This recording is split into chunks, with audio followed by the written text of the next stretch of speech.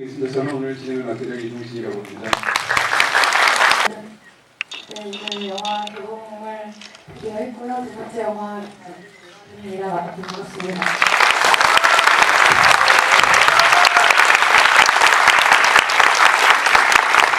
네, 제가 여기 올라오기 전에 이제 한 20분 전에 올라와서 대기실에서 잠깐 감독님하고 말씀하는데요. 제가 뭐라고 그랬냐면 감독님 진짜 인기 좋으시더라고요. 첫 영화가 워낙 좋아서 그랬지만 이렇게 팬이 많은 줄 몰랐습니다.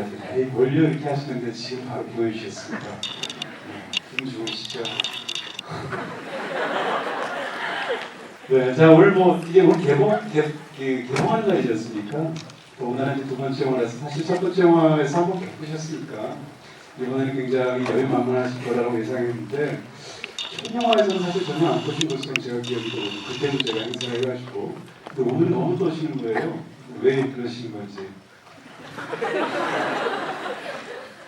아니, 사실 그때도 진짜 떨렸는데 그때는 이제 개봉이 뭔지도 모르고 이제 개봉을 한다는 경험이 정말 뭔지 모르고 했던 것 같아요. 근데 이제 두 번째 영화고 어렵게 어쨌든 만든 것도 있고 관객분들과 정말 처음 만나는 경험 같아서 네, 진짜 떨려요.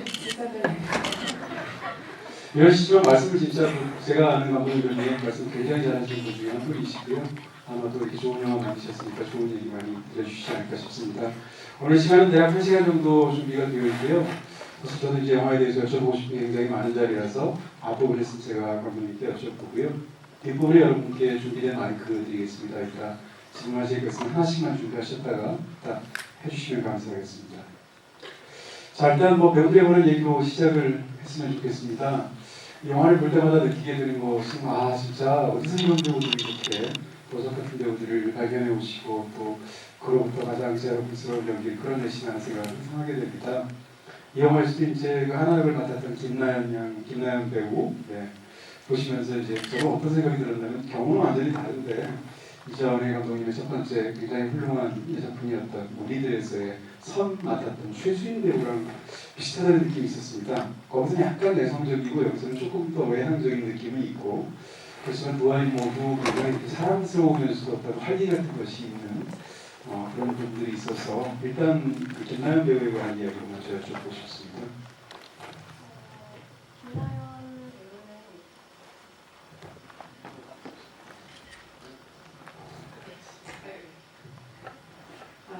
김나연 배우는 사실은 처음 만났을 때 키가 제가 생각했던 것보다 좀 커서 152, 3 이렇게 6학년이기도 했고 그래서 이제 꼭 그 키보다는 좀 더 어린 아이였으면 좋겠다 생각해서 처음부터 막 이제 그 친구를 막 이렇게 같이 했으면 좋겠다 이런 카테고리 안에 있진 않았는데 처음 만났을 때 대화할 때 긴장을 하나도 안 하더라고요. 그러니까 첫 만남이고 저는 어른이고 감독인데 이렇게 마주보고 앉아서 이야기할 때도 그냥 굉장히 편하게 자기 이야기를 솔직하게 했고 그리고 이제 실제로 요리가 취미인 그래서 엄마를 위해서 미역국을 끓인 적도 있는 그런 것들이 이제 가족에 대해서 생각하는 애틋한 마음이 또 있는 친구이기도 했고 그런 점들이 좀 굉장히 인상적이었어요.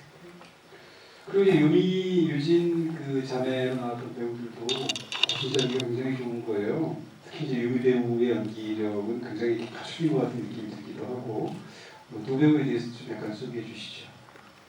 유미 역은 이제 김시아 배우라고 미스백의 지은이로 나왔던 친구인데 사실 제가 오디션을 할 때는 아직 미스백이 개봉하기 전이었고 이제 이력에만 있었고 근데 이제 그 친구도 제가 원래 생각한 이미지랑은 사실은 정반대에 있는 친구였어요. 되게 여리여리하고 순해 보이는 인상이고 그런데 실제로 동생이 셋이 있는 정말 왕누나라 그래야 되나? 그런 되게 마지로서의 강단도 있고 책임감도 있고 그런 게 이제 즉흥극할 때나 이럴 때 되게 도드라지게 드러나는 점들이 있어서 알면 알수록 좀 여러 가지 면이 있는 재미있는 친구구나 이런 생각이 들었고요.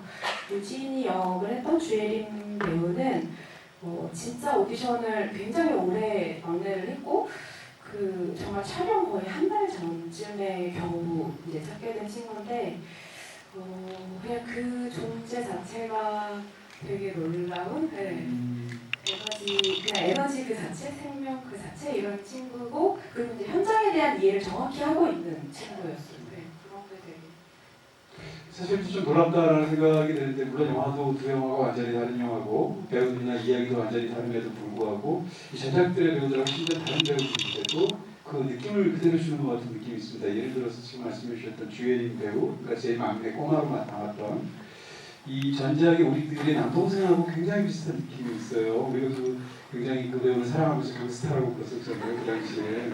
했는데 강스타인 배우하고 굉장히 비슷해서 특히 이제 케찹을 이렇게 해가지고 팔뚝에 묶고 막 먹고 이런 거 볼 때 보면 거기서 김치 볶음밥 만들 때 그 남동생이 떠오르는 그래서 감독님이 굉장히 좋아하시는 어떤 배우들의 어떤 느낌이 있지 않을까 이런 생각이 들게 됩니다. 그래서 질문을 여쭤보게 되는데요. 사실 대본의 배우들을 이렇게 완전히 검증되고 이런 아역 배우들을 쓰는 것이 아니고 감독이 나름의 어떤 그런 그 연기에 대한 그런 생각으로 이 수많은 아이들에서 오디션을 통해서 고르고 계시잖아요. 전작도 그랬고 지금도 그랬고요. 근데 제가 듣기로는 오디션 때 이제 영화의 어떤 대사를 하게 하는 것이 아니라 그냥 본인 얘기를 해보라고 한다고 그렇게 처음에 시작한다고 들었으니까 굉장히 독특한 방법 같은데 왜 그렇게 하시는지 좀 여쭤보겠습니다. 그러니까 사실 이제 대화를 하는 시간을 2, 30분 정도 갔는데요. 그냥 진짜 수다를 떨려고 하고 이렇게 뭐 많이 물어보고 그 친구한테도 나한테 궁금한 거 있으면 물어봐라 뭐 이런 식으로 하는데 그냥 대화라는 게 대화가 잘 통하는 어른들이 있듯이 아이들 중에서도 대화가 잘 통하는 아이들이 있거든요. 근데 연기도 사실은 제 생각에는 리액션 반응하는 것이 얼마나 잘 반응하는가 상대방의 말을 듣고 반응하는가가 연기의 가장 핵심이라는 생각을 늘 가지고 있는데 그래서 결국 대화가 잘 통하는 친구들 제 말을 잘 듣고 또 본인의 이야기도 잘 들려주면서 서로 소통한다는 느낌이 드는 친구들이 결국에는 즉흥극도 되게 잘하고 같이 극을 만들어 갈 때도 이런저런 이야기를 하면서 극을 더 풍성하게 하기도 하고 그렇더라고요. 그래서 자꾸 대화를 시도하려고 하는 것 같아요. 그렇게 했을 때 처음 김나연 배우는 무슨 자기 얘기를 했으며 그때 감독님이 이제 딱 보면서 어떤 느낌을 받으셨는지 혹시 기억나세요? 나연이는 일단 그 다른 친구들이 이제 그 오디션 계속 하다 보니까 이게 어떤 거를 제가 질문하는지 알고 친구들이 들어오기 시작하더라고요. 그래서 이제 뭐 요리하는 거 좋아해요? 뭐라고 하다 뭐 보통 때 가족 안에서 뭐 몇째냐? 뭐 엄마 아빠에 대해서 어떻게 생각하냐? 뭐 이런 질문하면은 되게 날 것 같은 대답이 나오다가 정말로 준비해 와서 웃는 것 같은 요리를 한 번도 안 해본 것 같은데 해본 것처럼 말한다거나 뭐 이런 친구들이 점점 늘어나고 있을 때였는데 나연이는 예를 들면 그 미역국을 만드는 과정도 굉장히 소상하게 무슨 미역을 사다가 불렸는데 너무 많아져서 뭐 다시 그릇을 바꾸고 뭐 소고기를 볶고 뭐 근데 그걸 엄마한테 왜 해줬냐면 뭐 엄마에 대해서 내가 어떻게 생각하고 뭐 이런 것들이 그냥 정말 대화하듯이 술술술술 나온 친구였고 실제로 집에서 막내거든요. 그래서 오빠도 나이차가 좀 있는 오빠랑 티격태격하는 이야기, 오빠의 연애 사건을 훔쳐보거나 뭐 이런 거기서 그러면 나중에 핸드폰 훔쳐봤다고 이런 얘기 하더라고요. 그런 여러 가지 디테일들이 좀 재밌는 친구라고 해야 되나? 네, 그랬어요. 사실 미역국 끓이다 보면 이제 엄청 불안하고 항상 놀라게 되는데 그런 비슷한 에피소드 아니었나 싶은 생각이 있고요. 근데 이제 극중에 등장하는 소품들도 어떻게 만들었나 궁금한 부분이 있었는데 제가 들은 바에 따르면 극중에 등장하는 그 마지막에 나오는 그 요리책 그것도 김나연 양이 직접 만든 거 맞나요? 네, 그 리허설 할 때 네. 숙제를 일주일에 요리를 2가지씩 해보고 동영상도 찍고 그리고 그 안에 레시피를 본인이 작성하고 팁도 적어보자 했는데 이제 그거를 바탕으로 미술팀에서 이제 색지나 여러 가지 거를 응용해서 조금 더 덧붙인 거고 글씨 자체랑 그 안에 내용은 사실은 나연이가 다 리허설 때 만들어 놓은 그림도. 영화에서 가장 중요한 소품인 그 박수로 만든 집은 어떻습니까? 박스는 이제 하나한테는 그런 숙제를 내주고 유미한테는 매주 상자를 만들어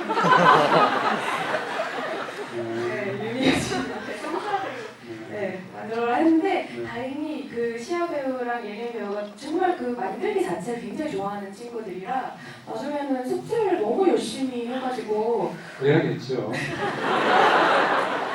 영화의 주연 배우들 감독님이 시키시는데. 그래서 나중에 진짜 약간 제가 부담을 스트레스를 너무 주나 싶은데 근데 이제 이 친구들이 즉흥극하는 것보다 어느 순간 되니까 이 숙제에 대해서 상자에 대해서 자기 의견을 말하고 그걸 어떻게 썼는지 뭐 이런 거 하는 거 훨씬 좋아하더라고요. 그래서 중간에 사람이 가까이 와서 중단하고 이제 즉흥극하자 뭐 이렇게 경향 바꾸게 됐어요. 네, 영화의 가장 중요한 소품 두 개도 그런 배우들이 직접 만들고 사실 보다 보면 약간 뭐라고 그럴까요? 이게 미술 감독이 혹은 스태프들이 만든 건지 아닌지 약간 티가 나는 것 같은데 지금 말씀하신 게 사실 감독이 영화의 어떤 하나의 비밀을 보여주는 게 아닐까라는 생각을 하게 됩니다.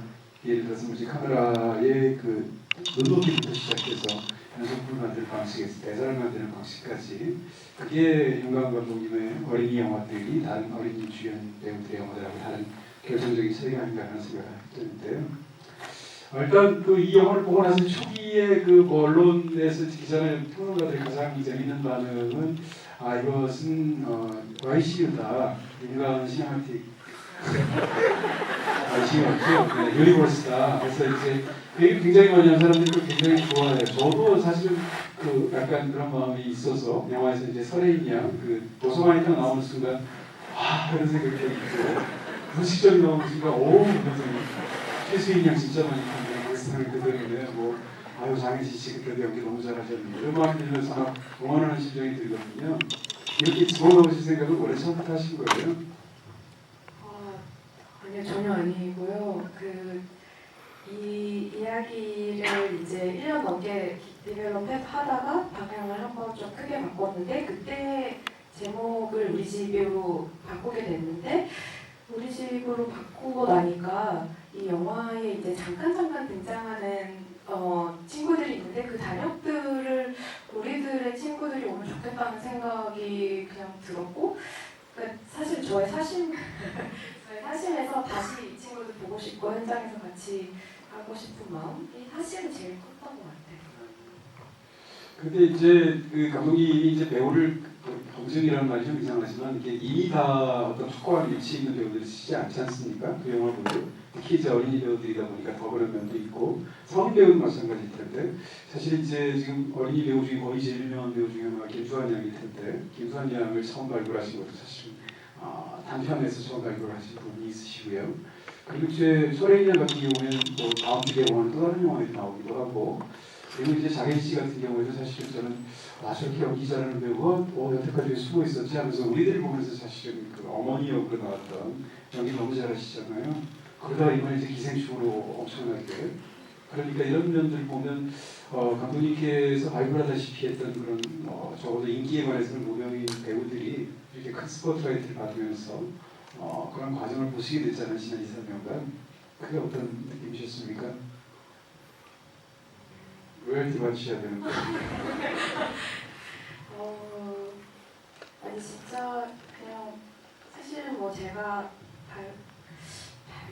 발견 이렇다기보다는 제가 운이 진짜 좋구나. 그러니까 저는 사실은 저희 배우들은 진짜 훌륭한 능력을 갖춘 분들이라 뭐 성인 배우분들도 마찬가지고 그냥 그분들이 결국 언제 정말 더 유명해지는가 언제 더 많은 관객분들에게 사랑을 받는가의 문제인데 운 좋게 그분들과 같이 작업을 먼저 했구나 뭐 이런 생각이 정말 많이 들어서 장혜진 배우님도 저 축하 문자를 진짜 많이 받았어요. 제가 만든 영화도 아닌데.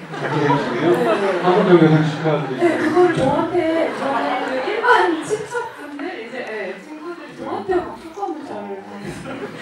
제가 더 덕을 많이 본 것 같아요, 오히려. 네. 건강문의 보내주셔야죠, 사실.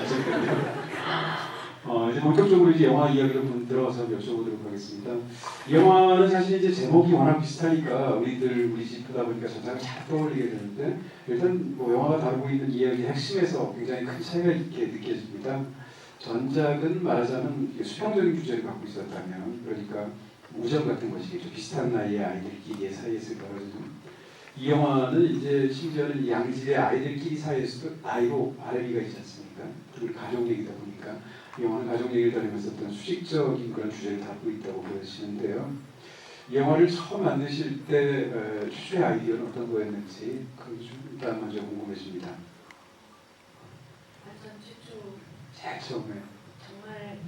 정말 처음에는 사실은 우리들이 정말 저한테 오래 있었던 이야기고 그 만드는 과정 안에서도 너무 오래 제 마음을 힘들게도 하고 뭐 이랬던 이야기라서 그 아이들이 계속해서 상처를 주고받고 싸우는 모습을 계속 보는 게 제가 너무 힘들더라고요, 마음이. 그래서 그냥 진짜 되게 단순하게 다음에 또 아이들이 나온 영화를 하게 된다면 아이들이 좀 힘을 합쳐서 뭔가 서로 마음을 나누고 위로하고 뭔가 해내는 이야기를 했으면 좋겠다. 사실 그런 되게 단순한 생각? 그리고 네. 그냥 그런 생각에서 사실은 출발은 너무 단순한 그런 거였어요. 그리고 맨 처음에 사실은 조금 더 센 주제, 뭐 가정 내 폭력과 학대에 대한 이야기를 다루다가 이제 좀 더 발전이 된 것도 있고요. 이 가족 이야기를 다루고 있는데 한쪽 가족에서는 이제 이사 때문에 자진 이사와 그러니까 부모님들은 분명히 아이들을 사랑하겠지만 충분히 사실은 시간을 들여서 아이를 돌볼 수가 없는 환경에 있는 그런 자녀 얘기를 다루고 있고요. 그리고 이제 양쪽 이쪽에서는 이제 이혼 직전까지 가게 된 아마 때로는 이제 이혼할 것으로 보이는 그런 부모 문제가 있는 아이가 있습니다.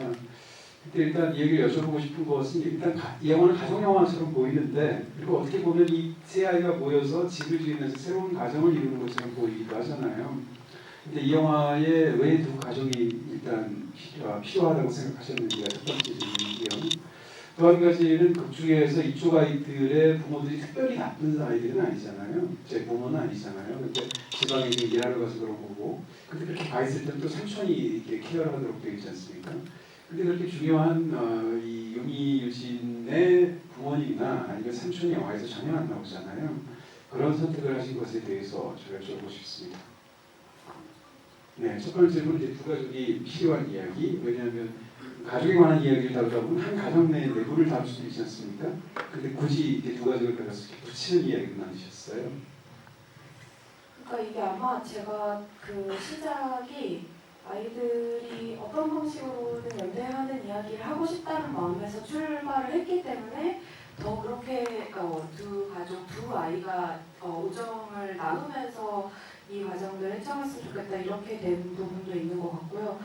그리고 이제 중간에 사실은 그 하나의 가족에 좀 더 집중해야 하나 뭐 이런 윤희나 유진이가 없이 하나가 이 과정을 홀로 헤쳐나가는 방식으로도 디벨롭을 해본 적도 있는데 그게 사실은 그게 모든 가족의 현실인 것 같더라고요. 모두가 그렇게 자라는 측면이 있고 근데 그게 너무 괴롭고 외로워 보이는 거예요. 제가 작업을 하면서 그러니까 제 마음이 또 같이 무거워지고 내가 이렇게 이런 생각이 들었던 것 같아요. 나는 그렇지 못했지만 이 친구한테는 이런 되게 컴컴한 동굴을 지나는 것 같은 이 시기에 누군가 마음을 의지할 친구가 있으면 좋겠다. 그러면 조금 덜 외롭고 덜 괴로워지지 않을까? 그냥 이런 저의 마음이 많이 들어가다 보니까 이제 좀 친구를 만들어주고 싶어서 그렇게 된 시점도 있는 것 같아요. 사실 모든 어른이 다 어린이였지 않습니까? 다 그 시절을 거쳐왔고 근데 저도 이제 어린 시절을 생각하다 보면 잘 기억이 안 나거든요. 그러다 보니까 아이들의 입장을 생각하지 않고 제 입장을 생각하면 이제 거기서 어른 세대와 아이 세대 사이에 갈등이 있을 수 있잖아요. 감독님의 영화를 보면서 이제 굉장히 큰 신뢰가 생기는 부분이 그런 부분인데 먼저 외적인 부분 먼저 여쭤보면 이 영화를 들어서 약간 화제가 되기도 했었는데 감독님이 이 영화를 촬영할 때 행동 수칙 같은 것을 성인 연기자들하고 성인들에게 나눠주셨어요.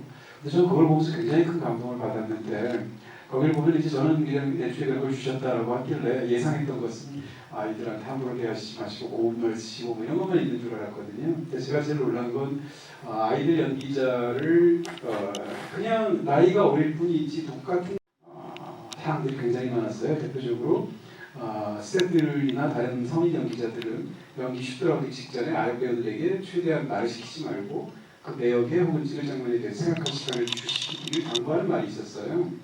근데 그게 이제 스태프들 같은 경우에 사실은 아이들이 그런 걸 준비했나 생각을 못하고 아이들 연기는 그냥 서른 명이랑 다르다고 생각하니까 다시 말하면 동료 연기자로 생각하지 않으니까 그런 행동을 무심코 하는 건데 그런 것까지 다 짚으셔서 사실은 아역 배우를 동료 배우로서 충분히 인정하는 그리고 자리를 만들어주려는 것이 그 행동 수칙의 핵심으로 저한테는 보였거든요. 행동 수칙을 만들어서 이렇게 줘야겠다라고 했던 이유, 그 다음에 지금 같은 그런 상황을 넣었던 감독님의 생각을 듣고 싶습니다. 너무 사실 좀 민망한데 누가 써준 건가요? 아니 아까 저기 소품처럼. 저도 이게 막 저 현장에서 막 뭔가 되게 선호분처럼 자꾸 보이는 것 같아서 그런 게 전혀 아니고 사실은 우리들 할 때도 그랬고 이번에도 스태프분들 사이에서는 초기부터 이런 식의 이야기를 되게 많이 해왔고 어쨌든 저 영화의 핵심은 아이들이고 실제로 이 아이들이 끌고 가줘야 되는 부분들이 있어서 어떤 것도 조심하자 이렇게 이야기를 계속 했는데 이게 우리들 찍으면서 저도 장편이 처음이라 현장에서 처음 겪는 일들이 굉장히 많았고 저도 자꾸 실수하고 저도 자꾸 막 이제 빨리 찍어야 되는 분량들이 있으니까 저도 실수하고 그리고 이제 현장에 상주하시는 분들도 계시지만 스태프분들 중에 어느 날 이제 도와주러 오셨다가 본인도 모르게 이제 아이의 긴장을 풀어준다고 막 계속 이야기를 하시다가 갑자기 슛을 놓치거나 그러니까 예상치 못했던 일들이 되게 많이 생기더라고요. 그래서 근데 그런 순간순간들에 사실은 배우들을 지켜주지 못한 기분이 좀 들어서 그게 굉장히 좀 미안함으로 많이 남아서 이번 영화 할 때는 좀 덜 미안했으면 좋겠다. 이게 괴로우니까 마음이. 그래서 이제 스태프분들하고 이번에서 받아서 이제 여러 가지 의견 적고 또 이제 제가 이제 문장으로 그냥 정리해서 지키자, 우리 한번 지켜보자 이렇게 약속같이 그냥 한번 써본 거죠. 그게 사실 그런 감독님의 어떻게 보면 사람을 대하는 그런 관이식도 하고 영화를 대하는 관이식도 할 텐데 그게 이제 감동을 준다고 생각이 드는데 영화에도 사실 그게 저는 철두철미하게 들어갔다고 생각이 드는 겁니다. 예를 들면 이제 감독님 영화에서 어린이 배우들이 약간 이렇게 마냥 행복하지 않은 그런 상황 속에 극중에서 담겨 있다 할지라도 그것을 다루는 방식이 일반적인 한국 영화랑 굉장히 차이가 있다고 생각이 드는데요. 일반적인 한국 영화에서는 가정의 불행이 훨씬 더 과격하게 좀 사실은 과장된 측면들이 있고 그 속에서 아이는 그 모든 것들을 일방적으로 다하는 피해자로 그려지게 됩니다. 근데 감독님의 영화 속에서는 아이들이 충분히 행복하지 않음에도 불구하고 이 아이들은 다 자기만의 전쟁을 치거나 자기만의 노력을 다한다는 것이 이전의 영화도 그랬고 이번 영화에도 그런 거예요. 그래서 그런 면에서 이제 여쭤보고 싶은 것은 사실 이제 이야기를 만드는 사람 입장에서는 이야기를 좀 이렇게 재밌게 혹은 과장해서 만들고 싶은 충동이 있지 않습니까? 감독님이 영화 속에 등장하는 어른들은 그렇게 나쁜 사람들이 아니고 또 우리가 이런 영화를 그릴 때 흔히 그리게 되는 어떤 과격한 가정 폭력이나 이런 것들이 영화에는 전혀 없어요. 다만 아마도 먹고 살기 힘드니까 이렇게 지방으로 다니시다 보니까 충분히 키가를 못하거나 이런 부분이겠죠. 그러니까 이 영화 속에 사실 부모가 싸우는 것도 별로 부부싸움 주제가 무슨 설거지 했느냐 안 했느냐 이런 거지. 그다음에 중간에 약간 전화 사건도 있긴 했지만 그것이 결정적인 증거도 아니지 않습니까? 그러다 보니까 저는 이 영화 속에 등장하는 그런 일반적이고 어떻게 보면 굉장히 평범한 주제 속에서 아이들이 치열하게 자신의 문제를 풀어나가는 방식으로 항상 영화를 찍고 계세요. 거기에 대한 감독님의 어떤 생각이 분명히 있으실 것 같은데요. 이제 저도 이 이야기의 시작 자체는 저도 처음에는 폭력적인 부모 밑에서 자란 아이들, 학대와 방치 속에 있는 아이들에서 시작을 사실은 했었는데 이게 저도 이제 어느 순간에 다다르니까 저한테 정말 솔직하게는 저는 뭐랑 자꾸 부딪히냐면 이야기를 되게 극적으로 쓰기도 해요. 그러고 싶은 욕구에서 막 이제 주인공을 엄청 멋있게 소녀 영웅을 그려야지 막 이렇게 해놨다가 이제 프로덕션 자체를 생각을 하다 보면 내가 어떻게 이 상황들을 이 배우 실제 배우 실제 그 나이대를 살고 있는 배우를 만나서 어떻게 이 상황을 설득하고 납득해서 어떤 것을 끌어낼 수 있을까? 내가 이거 어떻게 표현해낼 수 있을까 생각하면 거기서 계속 막히는 지점들이 사실은 시나리오 쓸 때 발견되면 이제 그런 것을 것을 점점 없애면서 그리고 이제 저의 관심사도 사실은 그 안에 좀 더 아주 일상적이지만 때로는 너무 평범한 일들이라고 부모님 이혼하거나 뭐 경제적으로 안 좋거나 하는 것들 너무 평범해서 많이 이야기되지 않는 그 평범한 일들이 사실은 개인의 일상을 뒤집어 놓을 때가 있다고 저는 생각이 또 들기도 하고 그런 것들이 합쳐지다 보니까 이제 가장 보편적인데 개인적일 수 있는 이야기를 찾아보자 이런 마음이 좀 되는 것 같아요. 사실 이제 저는 영화를 2번 봤는데 오늘 2번째 봤습니다. 강변시를 위해서 시중 얘기가 안 되는구나. 죄송합니다. 어쨌든 강변시를 위해서 또 2번 얘기하고 영화를 봤는데 2번 볼 때 제가 느낀 건 처음 봤을 때는 우리들이란 영화가 저는 굉장히 걸출한 데뷔작이라고 생각하고요. 그래서 우리들이랑 자꾸 비교하면서 비슷한 점을 더 많이 이렇게 연장선상에서 생각하게 되는 그런 방식이 있었습니다. 오늘 2번째 보니까 영화가 굉장히 다른 면이 오히려 더 많이 보이는 느낌이 있는데 일단 첫 장면부터 말씀을 드리고 싶어요. 첫 장면은 사실은 우리들의 첫 장면하고 이 영화 첫 장면이 굉장히 비슷하게 느낄 수 있습니다. 잠깐 말씀을 드리면 우리들 첫 장면은 피구를 하려고 이제 양 팀의 선수들을 짜는데 자기가 이제 빨리 강타했으면 원하는데 양 팀 누구도 자기를 선택하지 않을 때 이 선이라는 아이가 잘 택해줬으면 하고 어쩔 줄 모르는 거 얼굴을 클로즈업하는 장면이 이제 영화의 첫 장면이었죠. 근데 그 영화의 마지막 장면도 역시 유사한 꽃 같은 장면은 아니지만 피고하면서 끝나는 그런 수비상관으로 되어 있습니다. 보시면 아시겠습니다만 이 영화도 역시 이제 가족들에게 밥을 먹이려는 아이의 행동으로 시작해서 역시 가족들에게 밥을 먹이는 그런 행동으로 끝나게 되어 있고 그리고 부모가 싸우는데 역시 어쩔 줄 모르는 이 아이의 얼굴을 잡으면서 영화가 시작하잖아요. 그 영화도 사실 비슷하게 시작하는 것 같은데 결정적으로 엄청난 차이가 있다는 생각이 드는 거예요. 감독님의 첫 번째 영화에서는 그 아이는 사실은 피구팀의 일원으로 선수로 싸워야 되는 상황임에도 불구하고 본인이 철저하게 무력감을 느끼고 아무것도 하지 못하고 마지막 순간에 거의 맨 마지막에 단독이 되지 않습니까? 근데 이 영화에서는 사실 부부가 싸우기 때문에 부부싸움에 아이가 끼어들 여지가 없잖아요. 그럼에도 불구하고 이 아이는 그 가족의 일원으로서 자기가 뭘 해야 된다고 생각합니다.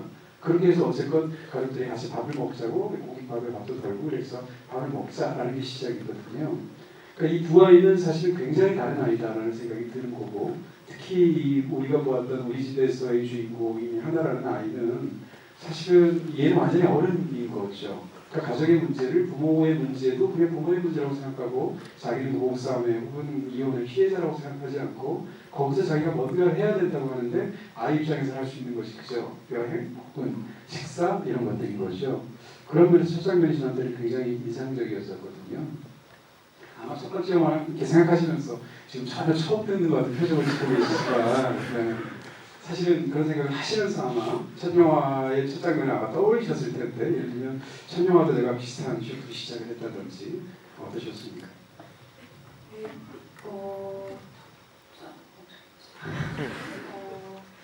그러니까 사실은 그 부업신에서 시작을 한 다음에는 뭐 엄마 아빠를 굳이 보여주지 않아도 되겠다 뭐 이런 생각을 열어보니 끝에 이제 그렇게 결정이 나기는 했어요. 그리고 이제 이게 어쨌든 시간이 들 수 있겠다. 그리고 비슷하게 눈치를 보고 있고 이런 점들이 어쩔 수 없이 닮을 수밖에 없다는 생각이 들긴 했는데 그냥 이 영화는 그냥 이 영화인데 그런 생각이 제일 컸던 것 같아요. 하나 주인공은 이 아이고 이 아이가 지금 어떤 상황에 처해 있는데 그 안에서 어떤 거를 바라고 노력하는 아이다라는 게 아주 직관적으로 간단하게 설명이 되면 좋겠더라고요. 근데 그러다 보니까 얼굴에 좀 집중을 했던 점이 있고 이게 약간 줌아웃으로 빠지면서 조금 넓게 식탁이 살짝 못 미치는 선에서 부모님이나 오빠가 이제 살짝 프레임에 걸리게 되는 순간들로 점점 카메라가 좀 넓어지는데 이제 그런 점에서는 좀 저한테는 새로운 시도였던 것 같아요. 그러니까 사실 우리들은 좀 더 집중하는 흐뭇적으로 계속 끝까지 밀어붙이는데 이거는 하나의 이야기이지만 동시에 하나가 가족에 대해서 느끼는 마음, 그 마음이 어떻게 흘러갈 건지에 대해서 보여주는 영화라는 거를 좀 일신에 좀 효과적으로 전달을 하고 싶었고 이제 그래서 그런 선택들을 좀 했던 것 같아요. 사실 이제 우리들보다 이 영화가 더 밝게 느껴지지 않습니까? 영화의 색감도 굉장히 이제 인상적이고 아름답게 짜여져 있기도 하고 내용도 그런데 예를 들어서 저는 이제 영화 다 끝나도 하나에 대해서 걱정이 안 되거든요. 저 가정에 만약에 안 좋은 점이 있다면 하나가 가장이 아니라는 게 저 가정의 문제예요. 저 가정은 하나가 가장이어서 모든 문제가 해결되는 그런 집이거든요. 하나는 이제 무엇보다도 이제 약간 좀 표현하자면 행동주의자 같은 측면이 있고 영화에서 감독님께서 그런 것을 굉장히 힘줘서 잘 표현해 주셨던 게 우리 집을 만들 때 우리 집도 이런 문제가 있고 우리 집도 이런 문제가 있는데 뭔가 하나하나 차근차근 하다 보면 뭔가 잘 되지 않겠니? 마치 상자처럼 하다가 그 상자로 집을 짓기 시작을 하고 그때 그 상자는 사실 이전까지도 둘을 계속 연결시켜줬던 어떤 모티브였지 않습니까? 처음에 그 집에 상자를 맡기기 위해서 아버지의 핸드폰이 담겨있는 상자를 맡기는 행동을 이쪽에서 했고 반대는 또 이쪽에서 힘들 때 스마일 같은 게 담겨있는 상자를 주기도 하고 그러면서 상자를 이제 함께 둘의 집을 짓는 건데 이런 어떻게 보면 이 전작에서는 그 주인공들이 자기의 마음을 이렇게 뭐라고 그럴까요? 덕히 들여다보는 그런 느낌이 있었다면 이 영화에서는 정확히 사태가 어떤지도 모르고 굉장히 힘들고 뭘 해야 될지도 모르는데 어찌됐건 자기 할 일을 하는 아이로 보이는 거예요. 그래서 이런 주인공은 사실은 한국 영화에서 특히 어린 주인공은 저는 본 기억이 없는 것 같고요. 그런 면에서 이 영화에 굉장히 어떤 그 심혈을 주거나 한국 영화가 다 끝나도 사실 부모 이혼하는 것으로 생각하시는 거죠? 네. 바로 이해하십니다. 그렇죠. 네. 네. 찍으셨죠? 네. 도장. 네. 그쵸. 이미 찍고 돌이킬 수가 없는. 네. 그럼에도 불구하고 영화가 새드 엔딩으로 안 보이지 않습니까? 그런 게 왜 그럴까라고 생각이 들었는데 이 아이에 대한 어떤 믿음 같은 것이 아닌가 생각이 들어요. 그래서 이런 굉장히 계속 행동하고 어떻게 보면 기획을 하는 그런 독특한 주인공을 만들게 된 어떤 배경이 있을까요? 뭐 어린 시절이라고 주장하셔도 되고요. 네. 실제로 제가 그러기도 했던 것 같고요. 정말 많이. 그리고 이제 이거는 사실은 가족에 대해서 어렸을 때 누구나 사실은 근데 이제 어린이들은 가족의 구성원이지만 그 구성원으로 인정을 잘 못 받는 순간들이 사실 굉장히 많고 근데 이제 가족의 문제는 대부분이 부모로부터 비롯이 되는 경우가 정말 많은데 아이들은 그 순간순간들에 그 문제가 내 문제라고 느껴서 심지어 이제 뭐 엄마 아빠가 싸우시면 나 때문에 싸워, 나 때문에 이혼해서 이렇게 생각을 과장해서 할 정도로 이것에 대한 책임을 동시적으로 느끼고 있는데 그 마음을 보살펴 줄 여력이 어른들에게 없는 경우가 정말 많은 것 같다는 생각을 되게 많이 했어요. 그래서 사실은 그 마음 자체 굉장히 그 안에서 책임을 지려고 하고 노력하려고 하고 때로는 그 노력이 헛수고가 될지언정 그렇게 열심히 노력하는 주체적인 마음에 대해서는 응원하고 들여다볼 필요가 있지 않나? 제가 특히나 그런 마음이 있었던 것 같고 네, 그런 생각을 좀 많이 했던 것 같아요. 이제 영화의 후반부에 결정적인 장면이 열렸을 때 하나의 마음을 저희 나름대로 저도 관객이니까 상상해 보게 되는데 감독님의 어떤 의견 같은 걸 한번 듣고 싶습니다. 예를 들면 영화에서 이제 부모님께서 이혼한다라는 것을 근데 그 장면도 저한테 굉장히 인상적인 게 저럴 때는 이제 막 싸우면서 막 소리 지르고 해서 아이가 들어야 되는데 부모가 세상에 가장 다정한 친구 사이처럼 이혼을 얘기하고 있잖아요. 그런 상황에서 그 아이가 열두게 되고 아이는 말하자면 가출을 하게 되는데 말하자면 이 아이는 바로 직전에 사실은 제주 여행을 가고 싶어 했던 우리들 시네마틱 유니버스에 등장했던 그 가족을 분식점에서 봤단 말이에요. 그 영화는 사실상 영화 속에 3번의 여행 모티브가 있는데 그 제주 단란한 가정여행을 보면서 자기가 항상 가고 싶었던 여행을 드디어 가는구나라고 자기가 기획을 해서 완성을 하게 됐는데 그 여행을 가게 된 요인의 핵심적인 이유가 부모의 이혼 때문이었던 거지 않습니까? 그런 면에서 이 아이는 이제 가출 비슷하게 하게 되고 저쪽 가서 이쪽에서 못한 여행을 저쪽에서 사실상 하게 돼서 그 해변을 결국 가는 구조를 갖고 있는데요. 제가 여쭤보고 싶은 것은 이제 자기가 여행 가고 싶어 했던 것은 사실은 아마도 부모님을 생각한 마음도 있었을 것이고 가족이 계속 싸움도 하시고 이러니까 자기가 어떻게 기획을 해서 그러려고 했는데 지금 여행이 문제가 아닌 상황이 됐잖아요. 그런 상황에서 이쪽 애들인데 이쪽 애들은 사실 지금 여행하는 걸 두려워하는 애들이잖아요. 다시 말하면 이사를 가는 걸 두려워하는 애들이니까 거기 머물고 싶은 애들이란 말이에요. 근데 걔네들은 이게 꼬드기 이상하게 이제 적극적으로 이야기를 해서 셋이 같이 여행을 떠나지 않습니까? 제가 궁금한 건 왜 하나는 그 아이들에게 거기를 직접 가자고 강하게 먼저 주장을 해서 그 더군다나 어린 아이들을 데리고 그 여행을 떠나는 그런 마음을 갖는 걸까요? 더군다나 자기 여행을 못 가게 되는데.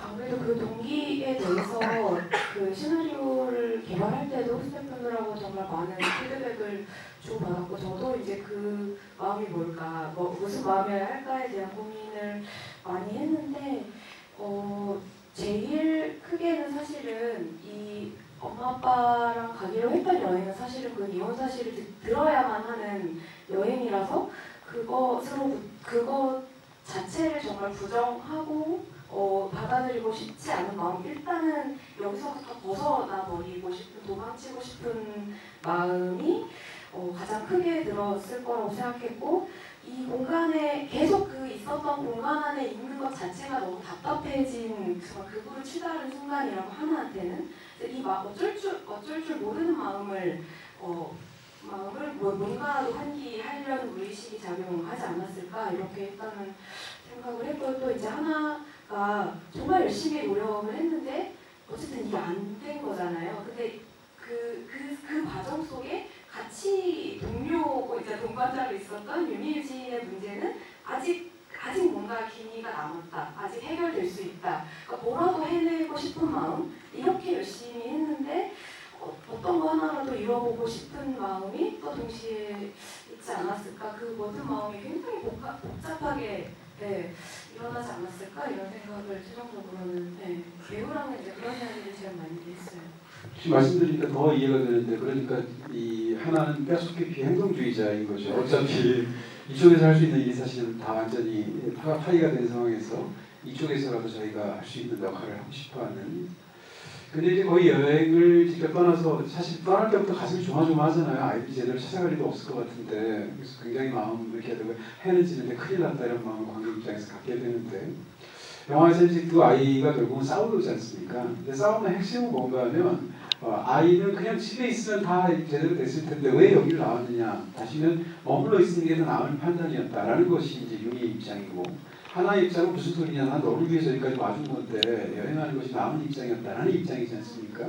그 입장은 아까 말씀드린 것처럼 기존의 두 사람의 입장은 사실 같은 거예요. 근데 그 과정에서 초반에 이 둘이 이제 티격태격 싸우게 된 결정적인 이유가 모든 것을 하나가 상의를 하지 않고 이전하고 달리 나한테 맡기라는 방식으로 이대로 쭉 가면 된다는 거, 자기도 가본 적이 없는데.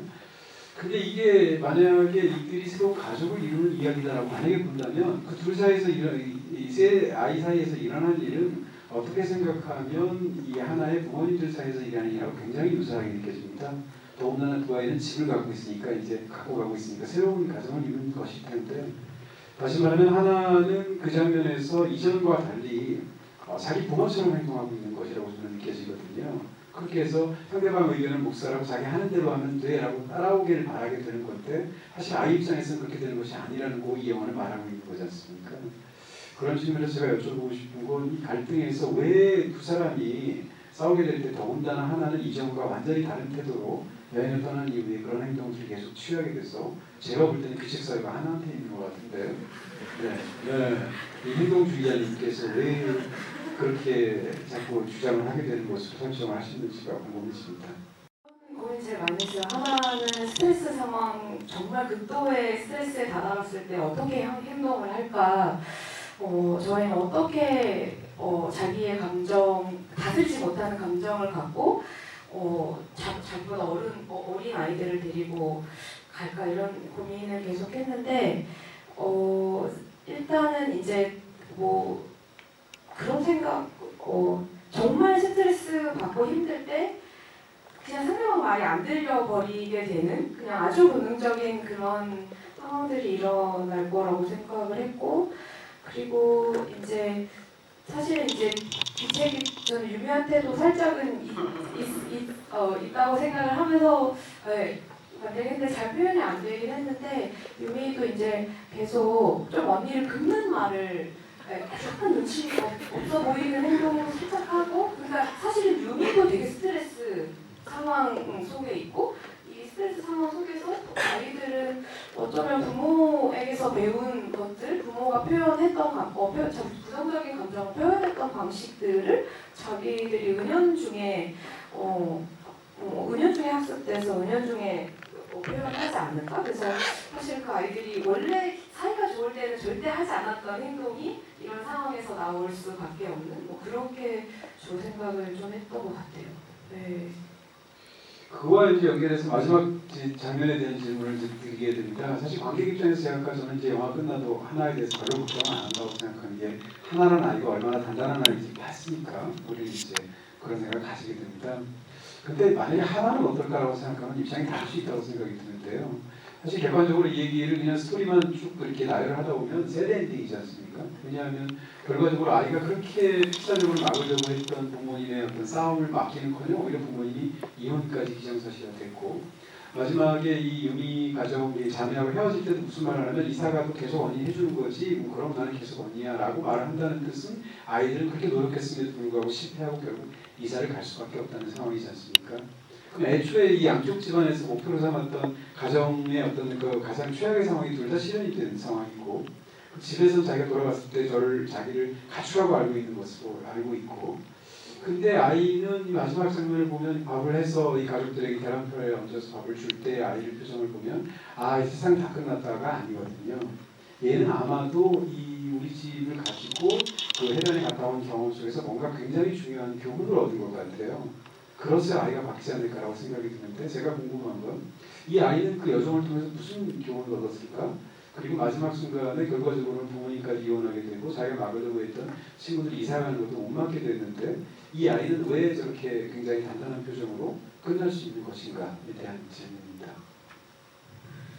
그 하나하나 유미유진이가 어떤 상황이 돼야 행복해질까? 이 아이들이 앞으로 잘 살아갈까를 고민했을 때 사실은 살면서 문제가 안 생기지 않잖아요.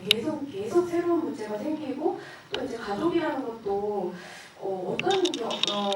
그 하나의 모양, 하나의 형태가 계속 지속되기는 힘든 것 같아요. 그게 뭐 어떤 방식을 거치든 모양이 계속 변하고 그 변하는 과정을 유연하게 받아들일 수 있어야 사실은 앞으로 살아갈 때 굉장히 건강한 사람이 되지 않을까. 비록 그 순간 그걸 받아들여야만 하는 그 순간이 사실은 누구에게나 척병하면 너무 아픈데 그걸 잘 반동할 수 있다면 앞으로 잘 살 거라는 생각을 사실 제일 많이 했고 특히 이제 하나한테는 그 바닷가에 가서 그 와장창 만든 집을 와장창 다 부셔버리고 그 유미진이랑 같이 있는 공간에서 자기들만의 집을 이룬 것 같은 어른들 없어도 우리끼리도 어쩌면 괜찮을지 몰라라는 생각을 아주 잠깐 해보는 거 그리고 이제 돌아오면서 사실은 유미의 그 질문 언니는 이사가도 우리 언니를 해줄 거지라는 그 질문이 하나한테 굉장히 큰 힘이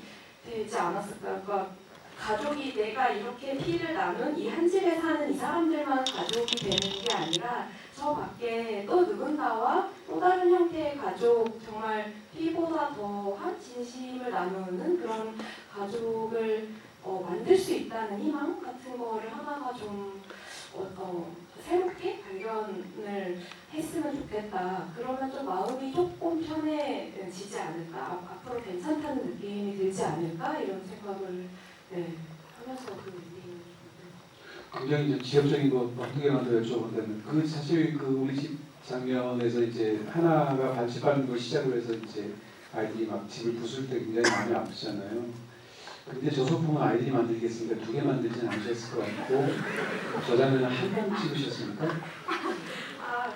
네, 그거 사실 시나리오 그걸 하나 촬영한 진짜 한 3주 전쯤 부시는 걸로 바뀌었어요. 그 전에 부시는 게 없었거든요. 그냥 화냈는데 스트레스가 많으셔가지고 미술팀에서 진짜 부실 거냐고 그래서 네, 저 부실 거. 그래서 이제 미술팀에서 그 아이들이 만든 집 모형을 두고 그거랑 이제 비슷한 소품을 해서 테이크 몇 번 갈 거냐고 그래서 이제 타협을 해서 이제 6개를 집이 6개가 들어있어요. 네. 그 아이들이 다 만든 건 아니죠? 아니죠. 네, 아이들이 만든 그 기본 샘플이 있고 이제 미술팀이 정말 무바다로 정말 하나하나 다시 다 만드셨죠. 네, 저희 아이들이 그 선테이크 다 갖고 진짜 신나게 부셨어요. 네. 그 장면 찍을 때 제일 좋아했어요. 아이들이 쌓이기 얼마나 많이 했어요.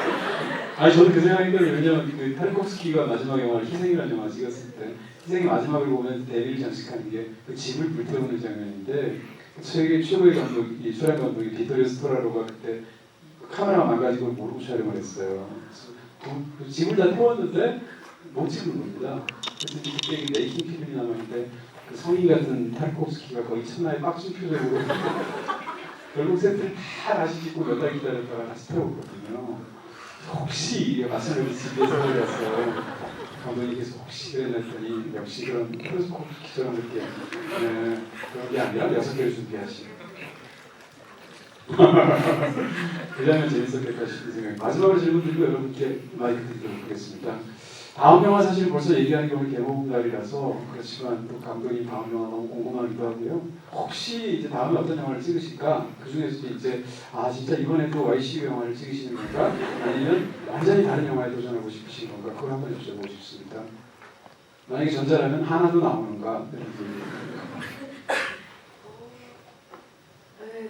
사실은 아직 별다른 계획은 없는데 여전히 어린이들의 세계를 들여다보고 싶은 마음, 그리고 이제 그것은 어린이들이 저를 받아준다면 이 영화에 공감을 많이 해준다면 계속 해나가고 싶은 마음은 한켠으로는 있고요. 이제 근데 동시에 우리들 만들기 전후로도 계속 그랬는데 그런 좀 아주 일상적이고 보편적인데 개인한테 굉장히 특별하고 소중한 어떤 사건들, 감정들 이런 거에 대한 관심은 계속 있어서 좀 여러 가지로 확장을 또 해보고 싶다 이런 생각도 동시에 있고, 근데 저희 배우들은 그 다음 영화에 또 자라서 잠깐씩 이렇게 선희 지아 브라우니가 했던 것처럼 하고 싶은 마음을 살짝 드러내기는 해요. 네.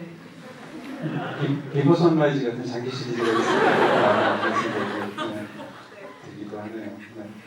사실 감독님께 저는 하지 여쭤보고 싶은데요. 이제 여러분들이 또 너무 궁금하실 테니까 지금부터는 마이크를 드리도록 하겠습니다. 궁금하신 게 있으시면 손 들어주시고 질문 한 가지씩만 해주시면 할까요? 네. 영화 정말 잘 봤습니다. 그 바닷가 씬에서 보실 때 아이들의 감정이 좀 궁금한데요. 처음에 이제 하나가 스트레스 상황에서 이제 유미한테 뭐라고 하고 유미도 계속 하나를 긁으면서 둘이 감정이 쌓인 상태에서 이제 말을 도착했는데 처음에 이제 하나가 먼저 집을 밟을 때 유미가 깜짝 놀라잖아요. 근데 갑자기 유미가 같이 밟으면서 그걸 보면서 하나가 깜짝 놀랐는데 둘이 그 순간 모두 갈등이 잠시 그 순간으로 같이 해석이 되면서 둘이 보시면서 만들면서 꿈꿨던 거를 보시면서 오히려 만들어가는 기분이 들었는데 혹시 그 순간이 같이 일부러 보신 이유가 있나요? 그 싸움에서 말싸움을 할 때 이제 하나가 사실 우리 집 이렇게 돼버렸어. 이제 나는 엄마 아빠랑 밥 같이 못 먹어. 이렇게 이야기를 할 때 유미가 그 표정은 이제 그렇구나. 하나 언니 사실은 그런 일이 있었구나. 하나 언니 지금 끝났구나. 이런 것을 감정적으로 하게 됐다고 생각을 했고 집을 부실 때는 사실은 그냥 정말 예측하지 못했던 이렇게 열심히 만들었는데 그거를 발로 찬다는 것 자체가 좀 이상하고 놀라운 일이잖아요. 그것 때문에 놀랬을 텐데 그 하나 언니의 마음, 이 아무것도 다 소용없고 이 노력한 거 다 쓸모없어. 집 망해 그거 약간 이런 그 마음 자체를 유미도 사실은 같은 마음이지 않을까. 그냥 그 마음의 표현을 같이 부수는 걸로 표현을 했을 때 그게 유미가 의도한 바든 아니든 하나한테 어떤 위로가 되지 않았을까? 그래서 이제 그 갈등이 순간적으로 사실은 그 갈등의 원인이 본인들이 잘못해서가 아니라는 거를 누구보다 아이들이 잘 알고 있을 거라고 생각을 했어요. 그래서 그런 나눔의 순간이 그런 갈등의 해도 또 넘어갈 수 있지 않았을까? 이렇게 생각을 했던 것 같습니다. 자, 두 번째 질문 하시겠습니까? 이번에 파란 옷 입으신 분 할까요?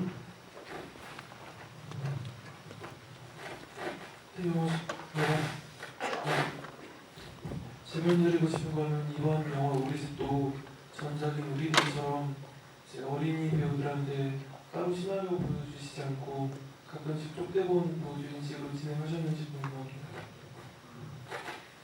아니 이번에 그 특히 싸우는 장면 같은 거는 이제 정확한 정보 전달을 해야 되는 부분들이 있긴 있었거든요. 그래서 쪽대본을 주려고 했어요. 근데 배우들이 거부했어요. 그냥 알려달라고 했어요. 왜냐면 텍스트 보기 싫다고 지금까지 이렇게 했는데 보면은 다른 게 될 것 같다고 해서 그냥 다시 설명해서 그냥 연습을 또 계속 그냥 그 아이들 말로 계속 하고 그런 오히려 어떤 부분에서는 연습 시간 좀 더 걸리긴 했는데 배우들이 그거를 적극적으로 원해서 네, 누구도 사실 시나리오를 아무도 쪽대본도 이번에는 아무도 안 봤어요. 네. 그렇게 과정을 하면 상대적으로 아이들이 자기의 말로 내용들을 바꿔서 어투라든지 이런 것들을 그래서 아마 이 영화에서 굉장히 생생한 부분들이 있지 않았을까 싶습니다. 이번엔 저기 모자 쓰신 분 할까요? 네. 손을 굉장히 많이 드셔서 다 못 시킬 것 같아요. 죄송합니다. 예, 두 영화 다 여자 어린이 얘기를 하잖아요. 혹시 남자 어린이 얘기를 하시면 남자 어린이 등장은 액션 영화가 됩니다. 남자 어린이 잘 모르겠어요. 제가 잘 할 수 있으면 하고 싶은 이야기가 생기면 하게 될 것 같은데 아직은 그런 제가 아마 그런 시절을 지나와서 그런 것 같기도 하고 아직은 어린 소녀들의 이야기에 더 관심이 많아가지고 감정이입이 제가 더 많이 되는 거에 개인적으로는 좀 더 끌려서 네, 계속 작업을 하고 있는 것 같아요. 또 질문하시겠습니까? 이번엔 이쪽 저기 하얀 옷인가요? 네. 입으신 분. 영화 잘 봤고요. 그 혹시 우리들에서도 그 아이들의 옷 같은 컬러감이 선이는 핑크색이고 지아는 보라색으로 좀 선택이 됐던 것 같은데 이번 영화에서도 약간 그 하나는 파란색이고 유미랑 유진이는 노란색이랑 주황색으로 이렇게 약간 인물을 표현할 때 그런 컬러감을 좀 사용하시는 것 같은데 그런 거에 의미나 상징이 있는지. 엄청 섬세하게 봐주셨나. 하나의 색깔, 그러니까 각자 아이들의 색깔이 있으면 좋겠다는 생각을 했고요. 하나가 파란색이, 하나는 파란색, 유미는 약간 브라운에서 노란색으로 가는 과정이었고, 유진이는 사실은 특별한 색깔이 있다기보다는 하나와 유미에 없는 색을 유진이한테 다 알록달록 주자 뭐 이런 세 명을 맞췄던 것 같은데 색깔 자체에 큰 의미는 없었고 배우들이 실제로 그 계통의 옷을 리허설 할 때 되게 많이 입고 왔고 그게 또 잘 어울리고 좋아하는 색이라는 생각을 제일 많이 했어요. 그래서 이제 그랬고 이제 중간에 아이들이 막 쿵짝쿵짝 이런저런 일들을 할 때 색들이 조금 섞이거든요. 뭐 하나는 약간 노란색 티도 입었다가 유진이도 좀 하나가 있던 좀 밝은 푸른색 같은 걸 입기도 하고 약간 그런 식으로 같이 움직일 때는 좀 섞였다가 또다시 이제 자기의 색깔을 찾아가는 식의 이제 저희 재미죠. 뭐 그냥 의상 이런 거 디자인할 때 그냥 이런 거 우리가 의미를 부여해보자 뭐 이러면서 네 그런 식으로 그 흐름을 만들어 갔던 것 같습니다. 항상 궁금했는데 그렇게 배우가 입은 그 미술팀이 만들어주거나 준 옷은 누가 가지고 가는 거예요? 누가 가져갔지? 아니 근데 그 제작비로 마련된 거라서 제가 가져가거나 배우들이 가져가진 않고 근데 그 와중에 협찬받거나 배우들이 되게 좋아하는 거는 일부러 챙겨주기도 하고 네. 근데 아이들 영화가 좀 안타까운 게 아이들이 계속 크잖아요. 그래서 더 이상 그 옷을 그 철이 지나면 못 입게 되더라고요. 나중에 영화 방송가 있으면 이게 바로 하나가 입던 옷이야 이렇게 있지 않을까 싶기도 해서 질문 이번엔 이쪽 하겠습니다. 지금 돌아보신 분. 영화 너무 재밌게 봤고요. 이 영화를 전 국민들이 못 본다는 게 진짜 개탄스럽습니다. 그 정도로 저는 재밌게 봤어요. 봤어요. 그리고 저는 그 하나랑 유미가 이제 해변에서 싸울 때 그 대사에 대해서 궁금한 게 있는데요. 하나가 그 순간에 노트북 얘기를 안 하더라고요.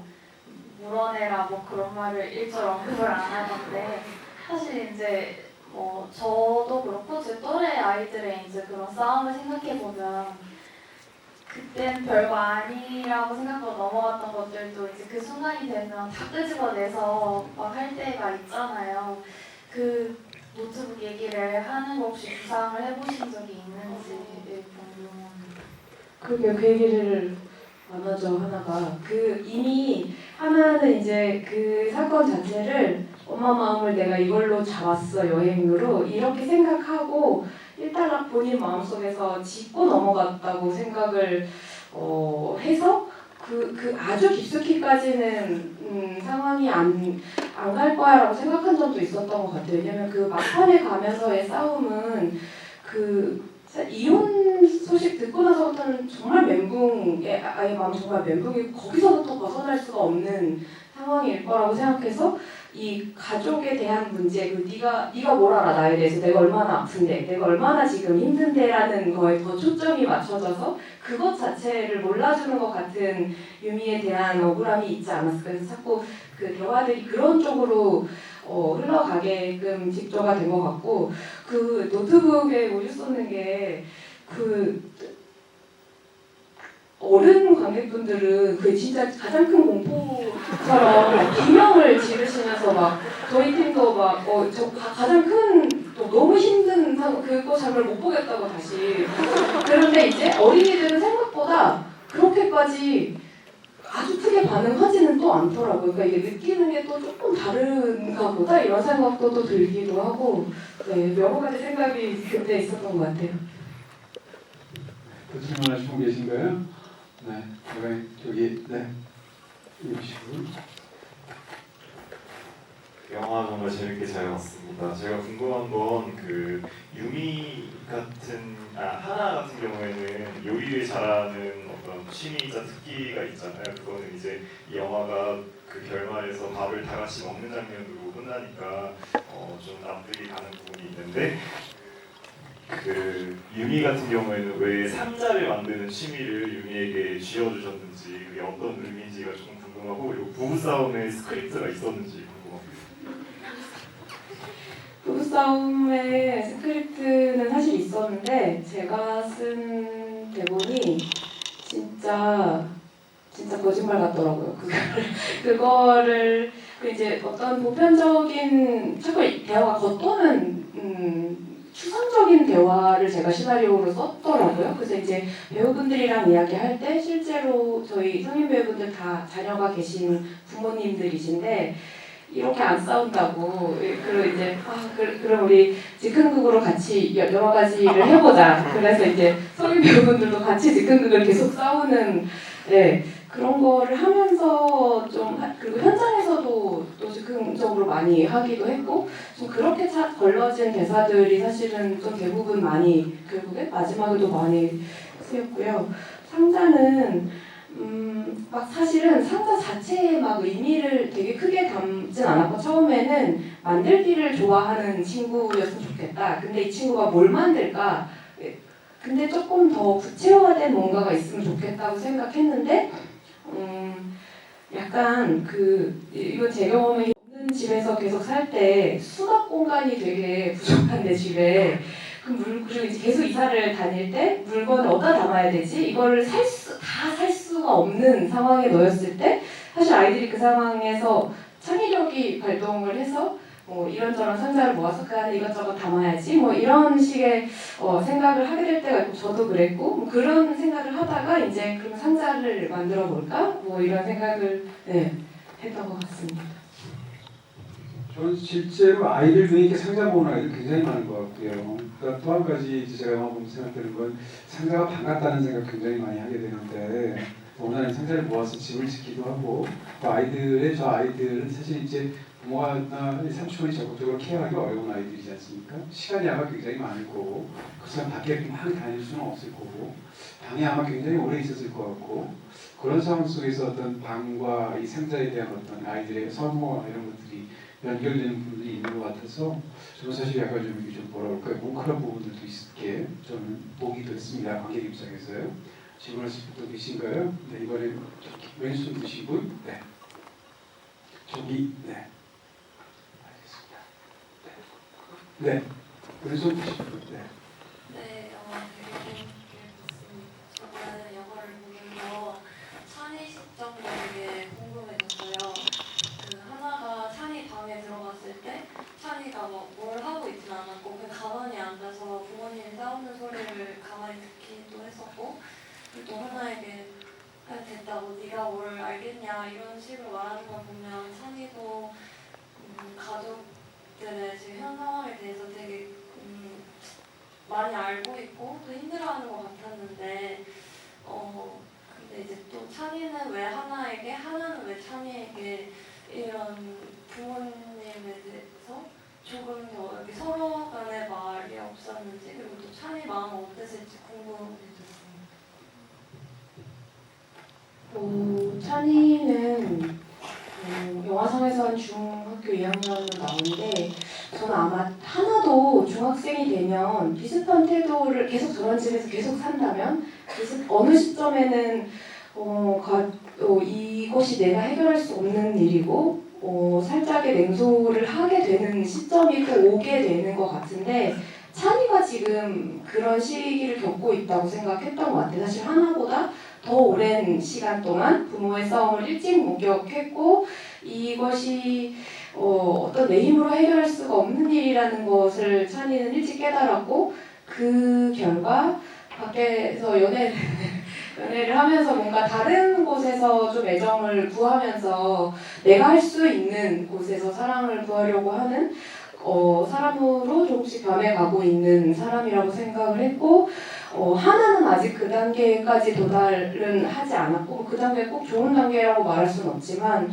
그런 상황에서 하나는 그러니까 서로 이해하고 있는 시간대라 그래야 되나 뭐 그런 것이 완전히 달라진 네, 사실은 그 중학생이랑 초등학생이랑 생각보다 나이 차가 뭐 2, 3년밖에 안 나도 정말 많이 격차가 벌어지잖아요. 그런 어떤 태도의 차이를 좀 실질적으로 그렇기 때문에 반영하고 싶었던 것 같아요. 네, 죄송합니다. 마지막 질문을 받아야겠습니다. 네, 저쪽 이번에 너무 가운데로만 시킨 것 같았어요. 네, 지금 돌아보신 분 왼손 드신 분 계속 왼손 맞으시고.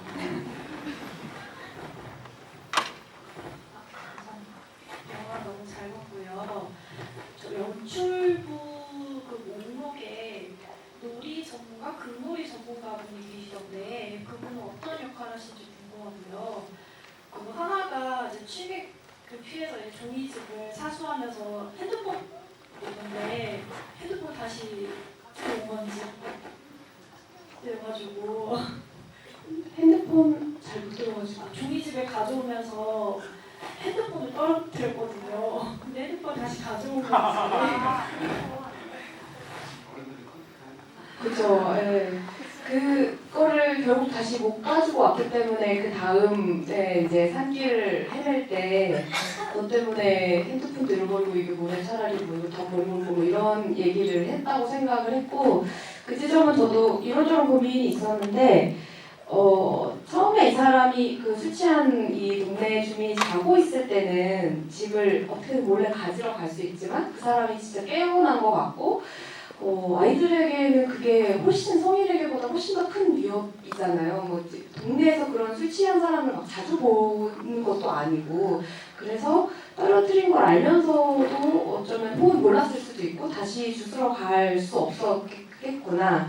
그 바보 같은 상황을 본인들도 너무 잘 인지했을 거고 그렇기 때문에 더 화가 났을 거고 뭐 이런 생각들을 했고요.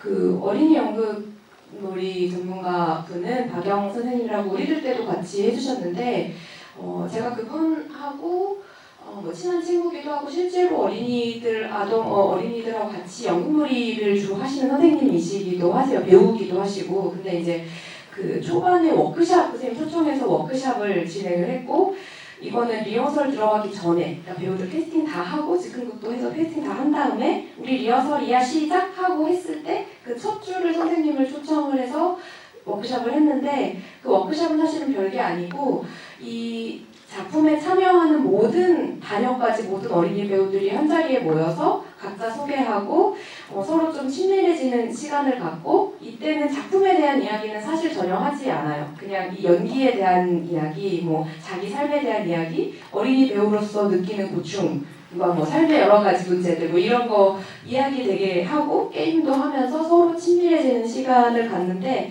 그 선생님이 그런 거를 굉장히 아이들 마음을 보듬어 주시면서 서로 마음을 열게 하고 실제로 친구들도 굉장히 좋아했어요, 그 시간을. 네.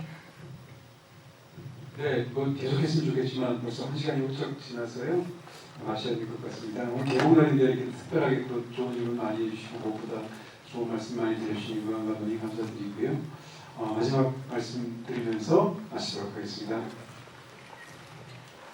오늘 네, 말하다 보니까 약간 긴장이 풀리는데 오늘 개봉 첫날 이렇게 많이 와주셔서 너무너무 감사드리고 첫날의 첫 스타트를 제 좋아하는 동진님과 함께 할 수 있어서 너무 영광이었고요.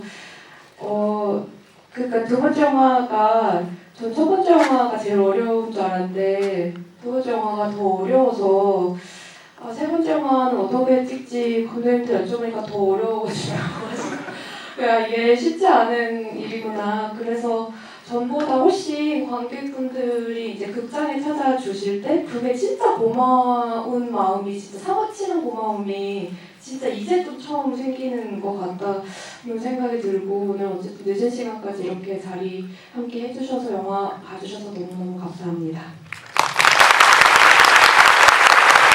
마치겠습니다. 감사합니다.